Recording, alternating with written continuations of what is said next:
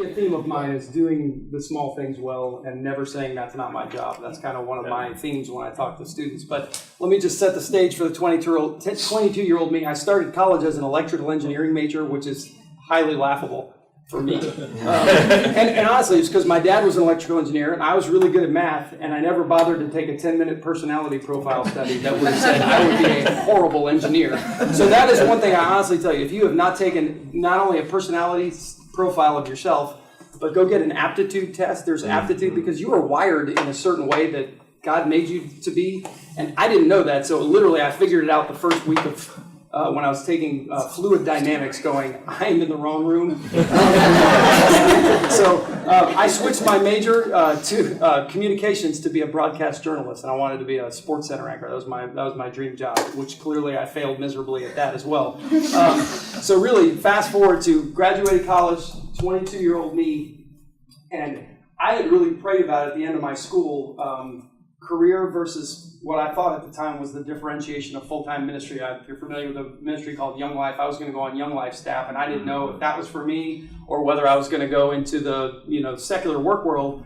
And interestingly, I got an opportunity at the time with a startup pro sports team. So it wasn't an existing team that was already there. So it was kind of entrepreneurial. It was a NASCAR team, which I knew nothing about. I happened to have a connection to the owner, who was at the time the coach of the Washington Redskins in Washington. And I had an instinct that said, I don't know NASCAR, but I know that guy, and I want to hitch my wagon to him because he's a winner and he's a believer, and I was a young Christian. So the interesting thing was, as an unpaid intern, I was literally working at the mall to earn money, and all my peers, and I have a lot of friends who are high-achieving guys that have just graduated and they're going on to their graduate school, and I'm working at the mall as an unpaid intern for a NASCAR team. So in terms of humility, it was a tough time, and I tell people I speak at the business school. As any of you have had the class that I speak at, I tell this story that honestly, when my first office, there was nowhere to put me. So the 22-year-old me was in a broom closet. They emptied a closet out, and there were no outlets, so we had to run an extension cord in there. And we put the little rubber trim stuff around the bottom so it would look more like a real room, but it wasn't big enough. It was big enough for like an elementary school desk and a chair. And that was it, and a phone. And let me just say this. This is just to give you an idea, forget pre-cell phone. This is pre-email. Like, emails don't exist, so I don't have a computer. I have a phone and a notepad, and a startup business, not knowing what I'm doing. And there were days I was putting stickers on cars. I was booking hotel rooms.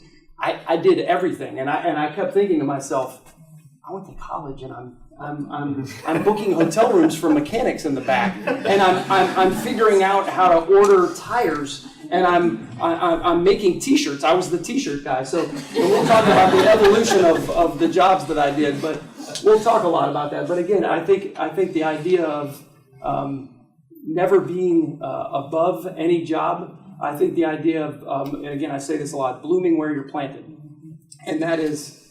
I didn't want to be planted there at the time, but I was like, I'm going to be a great T-shirt guy. I'm going to be a great hotel booking guy, as long as that's where God has me. And hopefully there'll be something down the road that's a little more challenging than that particular thing. So at 22, I decided I hadn't had enough school. I would stay at Chapel Hill a few years longer. And at the point that I finished law school, I had a lot of the feelings that Mandy was describing. I was really eager and excited and felt like I was going to, get out there in the workforce and really do big things and do really important things and make a difference. At that point I knew I was going to be a corporate attorney, which on its face is not the most world-changing of careers. I did not choose to use my law degree to, start a nonprofit or do things that on their face are really inherently for justice and really great causes. But I was kind of entering what looked more like a traditional career, and I kind of had those same realizations that Mandy was talking about, and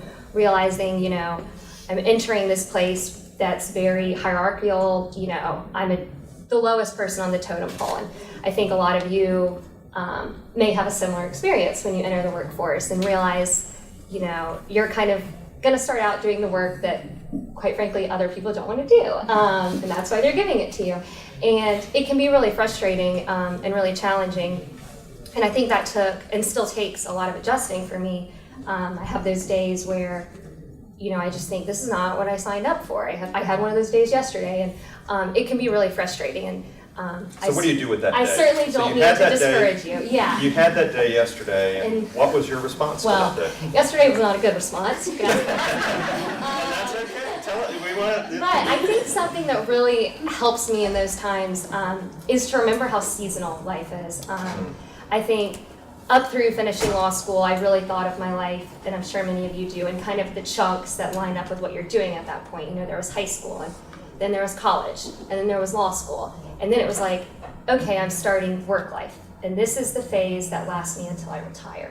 And that's really intimidating and can make those bad days really frustrating because you think, I'm going to be doing this for decades. Like, that's really scary. And I think I've started to appreciate that that's not really how things are. Things are always changing. Professional life is changing. Personal life is changing. You have milestones. We change. And I've just grown a greater appreciation for maybe this season of life is kind of frustrating at work. But that doesn't mean I don't feel like I'm where I'm supposed to be. And it certainly doesn't mean that I'm not happy on the whole. And I think as I've tried to remind myself of that this season might not be what I thought it would be. This month period, maybe longer, maybe less, maybe it's a day. But I don't think that I would be here, and I don't think that God would have me in this situation if it wasn't for some sort of reason. And those times that I can really take a step back and say, this situation might not be fun, but maybe I'm gaining something from it. Maybe it's a skill, like learning to manage people, or an experience, or a relationship, or even just a new perspective on things, that maybe down the road, that thing that I gained in a different season of life is going to be what really helps me do something more impactful. And I think a lot of you are going to have those experiences, those first years out from work, and hopefully they can confirm that, a few years down the road, you can look back and say, yeah, there's a reason that I had those really frustrating times at work, or those really discouraging times at work. But in the end, they're going towards something greater, where maybe you're going to make that impact you were so eager about at 22. Maybe it comes at 32.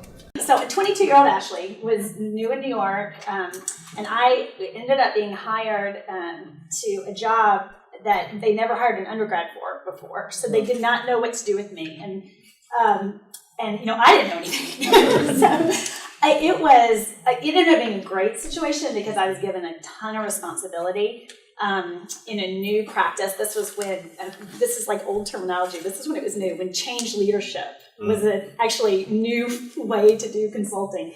We did a lot of mergers and acquisitions work, which meant, you went into a company that was in major transition and helped them build a third company, the new company that was the merger of the two. And everybody was unsure, unhappy, confused. There was lots of frustration, lots of unknowns. And so I was in a new practice, in a new city, in a job that an undergrad hadn't done before, in, these merger situations. And, I think that it's funny to me what actually stands out from those days, because it was a lot of work and a lot of long hours and a lot of travel. And the things that I thought were going to be so important, like how well I crushed, this assignment that I had, or this piece of analysis that I did, it was so great, or the way I ran that meeting and everybody was, following along. The things I thought were going to be so impactful, now that I look back, none of that stuff really mattered.